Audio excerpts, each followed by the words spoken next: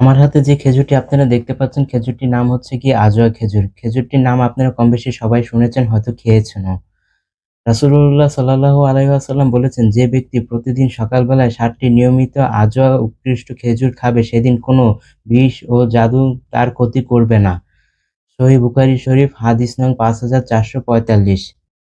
Scientifically এখন আমি আপনাদের বলব আজোয়া খেজুর মূলত মানবদেহের জন্য কতটা কল্যাণকর এবং কতটা উপকারী এবং এর গুণাগুণ।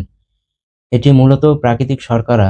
এতে রয়েছে fructose, glucose, potassium, iron, fibre, magnesium এবং ভিটামিন এ, বি, সি, ই, কে, যা মানবদেহে তাৎক্ষণিক শক্তি সরবরাহ করে, মানবদেহের ক্লান্তি দূর করে, হজম শক্তি বৃদ্ধি করে, মস্তিষ্ক ও হাড় সুস্থ রাখতে সাহায্য করে। আপনাদের খাদ্য তালিকায় এই আজওয়া খেজুরটি রাখতে পারেন। এটি খুবই গুণাগুণ একটি সুপার ফুড। ভিডিওটি দেখার জন্য ধন্যবাদ। জাযাকাল্লাহ খায়রান।